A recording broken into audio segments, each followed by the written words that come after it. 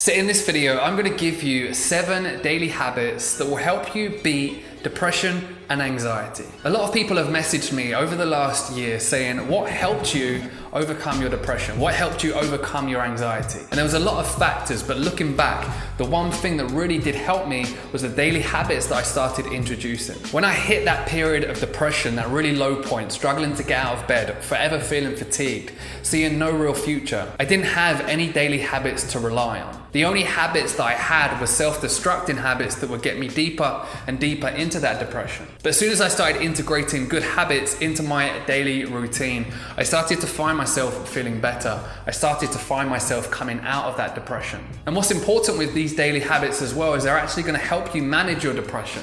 For me, there's times where I feel very, very low and I feel that depression coming back. But I can then relate back to these daily habits, use some of them again to make me feel good, to make me not fall deeper into that hole. Now, if you haven't already, make sure that you subscribe to the channel.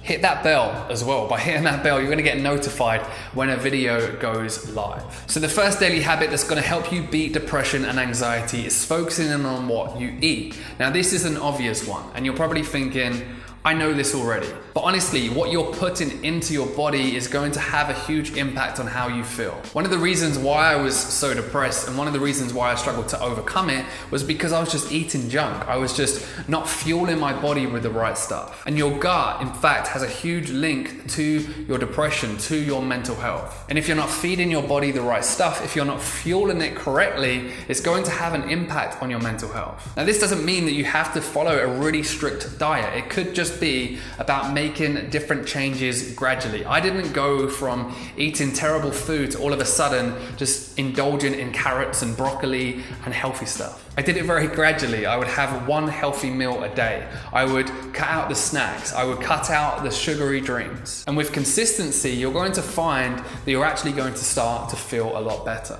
It's all about understanding what works for you as well. What works for me is fasting. So I like to fast for 16 to 20 hours a day. That sounds like a long time, but I sleep for about 8 of those hours. And I've spoken about intermittent fasting before, but this works very well for me because I have a lot more mental clarity when I'm actually fasting. And my issue is when I start eating, I cannot stop eating. And also as well, when I eat, I feel very fatigued. So this is what works for me. So you have to figure out what works for you. But understand that what you're putting into your body is causing an impact on your mental health, on your depression, and on your anxiety. I know people that have reached out to me before and said that coffee causes their anxiety. They can now see through self-awareness that the caffeine that they're taking in is actually causing their anxiety. So it's all about being self-aware, knowing what foods make you feel depressed, knowing what foods make you feel anxious, and trying to cut them out gradually. Water intake as well. Drink more water. It's going to make you have more mental clarity. It's going to make you feel better. The second daily habit is journaling. I've spoken about this in a lot of videos. Journaling for me, someone said it. Do a bit of journaling. You're going to be able to get those worries, those stresses,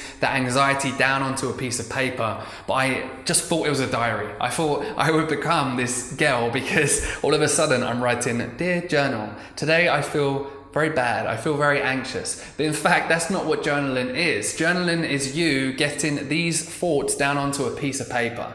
And what you'll find is when you get them down onto a piece of paper, you can start to rationalize with them. When they're here, they become heightened. They become very, very difficult to deal with. But when they're in front of you on a piece of paper, they're almost like they're not your problems. They're someone else's problems. And you can start to rationalize with them. So all I do is just grab a plain notepad, a pen. I will just listen to some relaxing music for 10 minutes and I will just write down whatever comes up. I don't structure it. I will just write down whatever comes up. And then by doing that, I can then look at the paper, look at what I'm journaling, and I can start to rationalize those thoughts, and I can also start to come up with solutions. They then become more easier to deal with. So journaling is a great tool to use. You can go and get the 5-minute journal. You have the self journal as well, or like I've just said, I've experimented with both of them. I just tend to like just pulling up a notepad and just writing whatever on my mind. I also like to end my journaling with just writing down 3 things that I'm grateful for. Gratitude is a great way to put you into a more positive mindset.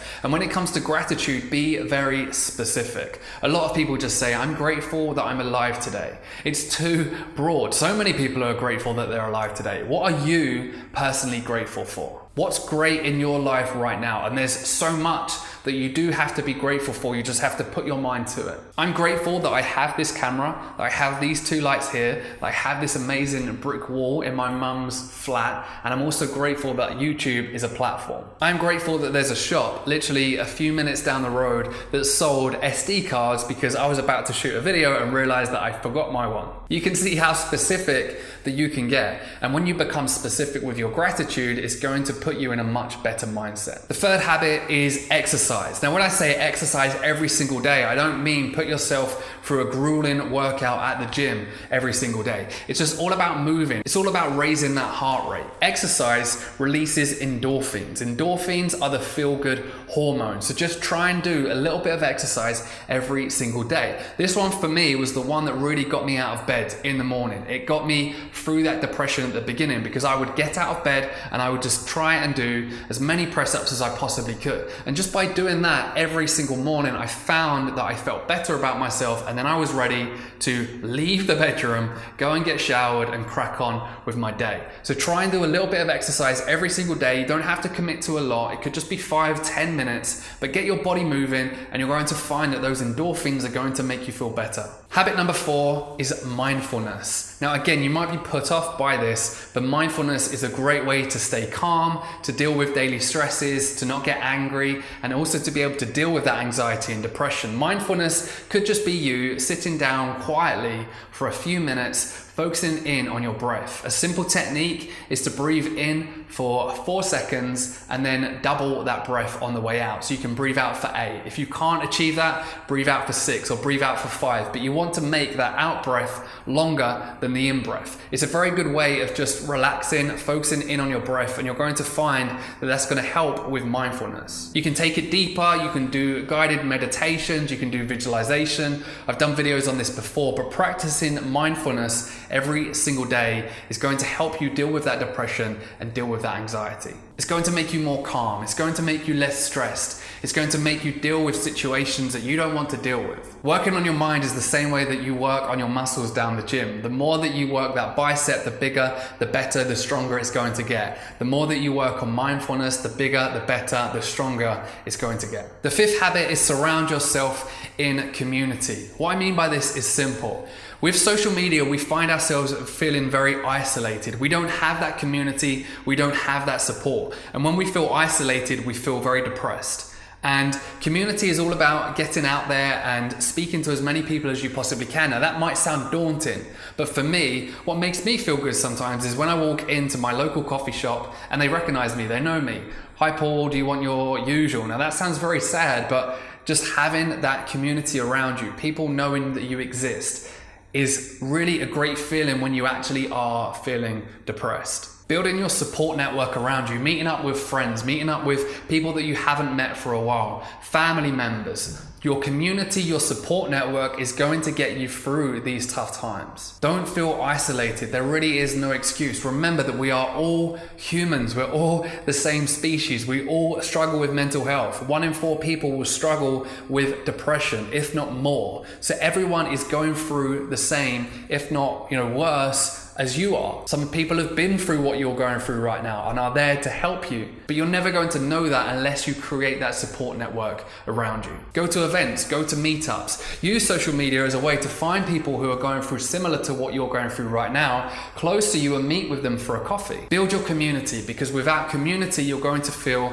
extremely isolated. Daily habit number 6 is to give to others. Now, I'm not saying spend £20 a day giving to someone else, because soon you're going to be skint. But just do a small good deed for someone every single day. When you're focusing only in on yourself, when you feel like a victim, when you're focusing in on your own insecurities, your own depression, your own worries, your own stresses, everything that's going wrong for you, you lack perspective. You lack perspective that there are people in the world in a much worse off situation than you. And when you do something good for someone else, it's going to, of course, make you feel better. It's just a natural human trait. When you do something good for someone else, you're going to feel good. So why do we lack it? Why don't we do it? It could be as simple as buying the person behind find you a coffee. It could be as simple as helping an elderly person with their shopping. It could be as simple as asking someone if they're okay, if they're having a good day. It could be as simple as offering someone a lift or offering someone your seat when you're sitting there on the underground or on the train. A good deed can go a long way, however small it is. So try and do something good for someone else every day. And then finally, number 7 is affirmations, daily affirmations. What an affirmation is it's simply a sentence that you will repeat over and over again. You have to think of your mind as your thoughts as a computer. All it is a computer system. It's going to boot up the same way. It's going to open the same programs. It's just going to behave the same way every single day, unless you reprogram that. And one of the ways that you can do that is through daily affirmations. If you don't feel good about yourself, you have to train your mind and tell yourself that you are good. If you lack confidence, you have to tell yourself and remind yourself that you are confident. If you don't feel happy, you have to tell yourself and remind yourself that you are happy, being accepting of everything that you already have. There's plenty of affirmations out there that you can find that are related to any issue that you have. You can also make up your own affirmations, but I highly recommend that when you do have an affirmation, you say it over and over again, you say it loud, and you truly mean it. And within time and within consistency, your mind is going to start believing that sentence. So try affirmations as well. Those are the 7 habits that I recommend to you that will help you manage your depression, help you manage your anxiety. But with all of those habits comes consistency. I'd love to hear from you in the comments below. Make sure that you've subscribed if you haven't done so already. Hit that bell, turn on notifications as well, and I'll see you all in a video very, very soon.